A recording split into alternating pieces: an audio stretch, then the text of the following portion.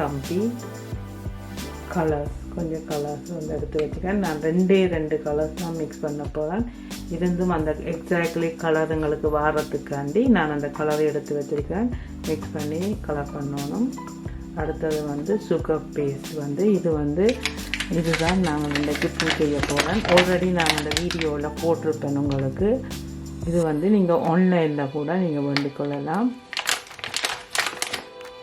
இதை வந்து நாங்கள் கொஞ்சமாக எடுத்து கணக்கு எடுக்கக்கூடாது, உடனே காஞ்சி போயிடும். இதை உடனே அந்த கிளிப்பே இருக்குது, இந்த ஜிப் பேக் மாதிரி. இதை நீங்கள் அப்படியே கவர் பண்ணி வைக்கலாம்.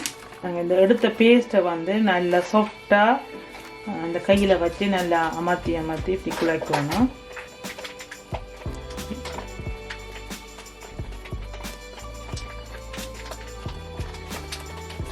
இதுக்கு பிறகு இதில் இருந்து நாங்கள் சின்ன உருண்டையாக எடுத்து உருட்டிட்டு ஒரு சின்ன உருண்டையாக இந்த சைஸில் எடுத்து நான் வந்து இந்த சட்டைக்கு ஏற்ற மாதிரி கலர் மிக்ஸ் பண்ணணும். அதனால் நான் வந்து ஒரு 3 விதமான கலர் எடுத்து வச்சுருக்கேன். இந்த கலர் எந்த காம்பினேஷனுக்கு வருதுன்னு பார்த்து நான் கொஞ்சமாக சேர்த்து இந்த கலரை எடுக்கணும். இப்போ அது எப்படி எடுக்கணும்னு உங்களுக்கு பார்க்குறேன். இதில் வந்து 3 விதமான கலர் எடுத்திருக்கிறேன். கிட்டத்தட்ட இது எல்லாமே ஒரேஞ்ச் கலர் மாதிரி தான் இருக்கும். அதோட சேர்த்து ஒரு லைட் பிங்கும் எடுத்திருக்கிறேன். இதை வந்து நாங்கள் எக்ஸாக்ட்லி அந்த கலர் வேணுமென்று சொல்ல முடியாது. இருந்தாலும் கொஞ்சமாக சேர்த்து நாங்கள் மிக்ஸ் பண்ணி போட்டு பார்க்கலாம்.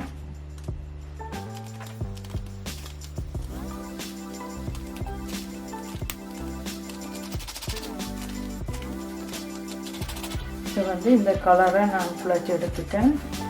இதை நாங்கள் இந்த இது காயாமல் இருக்கணும். இதை நான் வீட்டில் போய் வச்சுட்டு நாங்களுக்கு அந்த வயர் எடுத்து வச்சுருக்கேன். இந்த வயரை சின்ன கட் பண்ணி வச்சுக்கொள்ளுவோம்.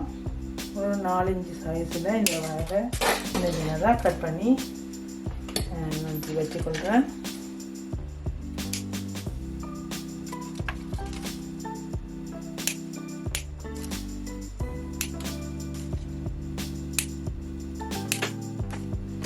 கட் பண்ணின வயரை முன்பக்கத்தை அப்படியே மடித்து வச்சுக்கொள்ளலாம். சின்னதாக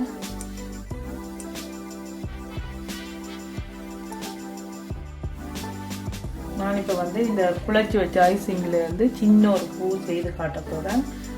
இப்போ அந்த பூ எப்படி செய்யணும்னு காட்டும். ஒரு சின்ன ஒரு உருண்டை ஒன்று எடுத்து அளவுக்கு குட்டியாக ஒன்று எடுத்து வச்சுருக்கிறேன். இதை நல்லா உருட்டிட்டு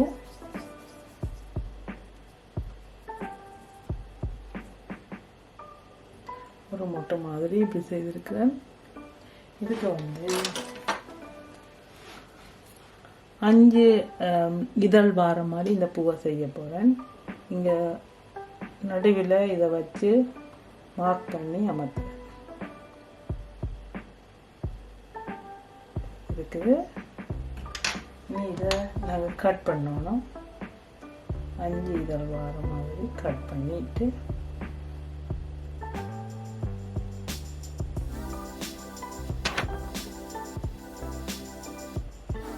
விரலால் இதை ஷேப் பண்ணி எடுக்கணும். விரலால் அப்படி அமர்த்தி பூ ஷேப்புக்கு இதை கொண்டு வரணும். திரும்பவும் மார்க் பண்ணிட்டு இந்த ஃப்ளவர் ஃபேட் செய்கிறப்போ பேட்டில் வச்சுட்டு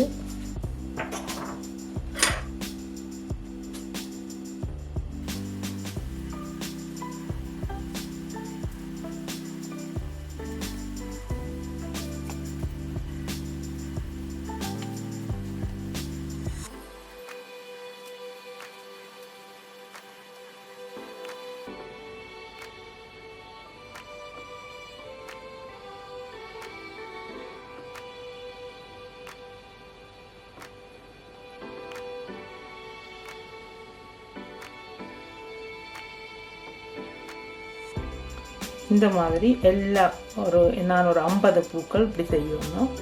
இன்னும் ஒரு பூவை உங்களுக்கு செய்து காட்டுறேன்.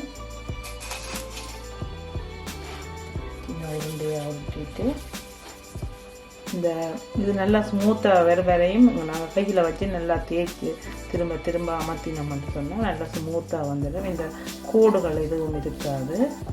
இதை நல்லா மூடி வைக்கலாம். கையில் ஒட்டுற மாதிரி இருந்ததுன்னா கோர்ன்ஃப்ளவர், அதாவது சோளன் மாவுல லைட்டாக தொட்டு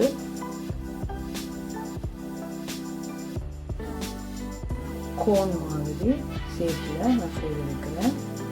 இந்த முன்பக்கத்தை சமனாக இருக்கணும். இனி நாங்கள் இந்த முன்பக்கத்துக்கு ஒரு மார்க் பண்ணலாம். பார்த்திங்கன்னா இந்த மாதிரி ஒரு மார்க்கால் இந்த நடுப்பு இன்றில் எனக்கு 5 இதழ் வெட்டணும்.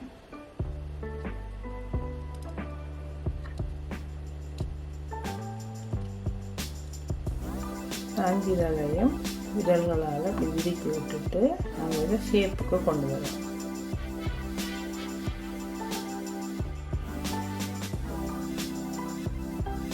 நாங்கள் இந்த பூச்செய்கிற பேட் எடுத்துட்டு இதில் சின்ன சின்ன கோல்கள் இருக்குது. இதில் இதை வச்சுட்டு நாங்கள் வடிவம் அமர்த்தி இது ஸ்மூத் பண்ணுறதுக்காண்டி இருக்குது.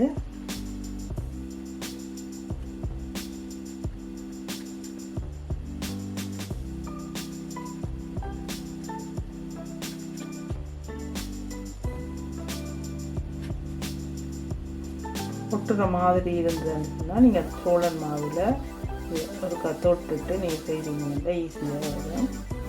திரும்பவும் அதை ஒரு மார்க் பண்ணலாம். வடிவாக பூவின் ஷேப்புக்கு நாங்கள் விரலால் ஷேப் பண்ணி எடுக்கணும். திரும்ப நாங்கள் எடுத்து வச்சுருந்த இந்த வயர் எடுத்து இது நடுவால் இப்படி கொடுத்து எடுத்து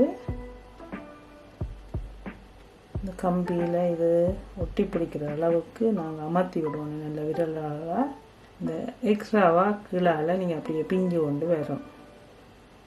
இந்த ஷேப் பண்ணி எடுக்க இந்த ஃப்ளவர் அப்படியே நீட்டாக வரும். இப்படி செய்து காய வைக்கலாம். இன்னும் ஒரு விதமான ஒரு வடிவிலான பூ உங்களுக்கு செய்து காட்ட போகிறேன். இது கொஞ்சம் நான் முதல் செய்ததில் மட்டும் கொஞ்சம் பெருசாக இருக்கும்.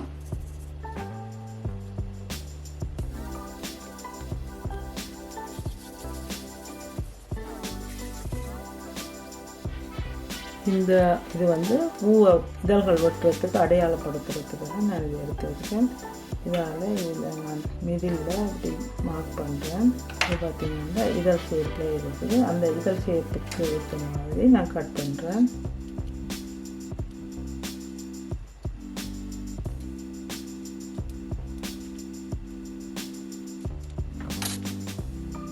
ஏழு இதழ்கள் வர மாதிரி இதை நான் கட் பண்ணியிருக்கிறேன். அந்த பூ செய்த மாதிரியே இதையும் நல்லா இதழ்களால் நல்லா அழுத்தி அமர்த்தணும்.